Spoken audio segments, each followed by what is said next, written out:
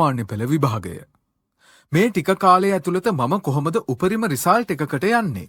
වැඩේ පටන් ගන්න කලින්ම අපි කියනවා මේ වීඩියෝ එක ඇතුලේ කිසිම විදිහකින් අපි ඔයාලට ටයිම් ටේබල් එකක් හදලා දෙන එකවත් මේ මාස 3 ඇතුළත ඔයා සඳුදාට මෙහෙම කරන්න ඕන, අඟහරුවාදට මෙහෙම කරන්න ඕන, උදේ 5ට නැගිටින්න ඕන, 11ට නිදියන්න ඕන, මහන්සි වෙන්න ඕන, කැප වෙන්න ඕන මේ වගේ බොළඳ කතා කියලා ඔයාව මොටිවේට් කරන එකවත් හිත පොඩ්ඩක් සනසන එකවත් නෙවෙයි කරන්නේ.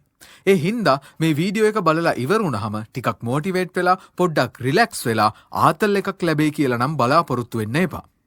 හේතුව මේ වීඩියෝ එක ඇතුලේ අපි කතා කරන්න යන්නේ විභාගේ බෙල්ල මුලටම ඇවිල්ලා තියෙනකොට ඔයා විභාගයේ වෙනුවෙන් සූදානම් වෙන්න ඕන කොහොමද, පාඩම් වැඩ කරන්න ඕන කොහොමද, සරලවම කිව්වොත් අද මේ වීඩියෝ එක බලන මේ මොහොතේ ඉඳලා විභාගේ විෂයන් 9ම ලියලා ඉවර වෙනකන් ඔයා කරන්න ඕන දේ ගැන රෝඩ් මැප් එකක් මේකේ අන්තර්ගත වෙනවා.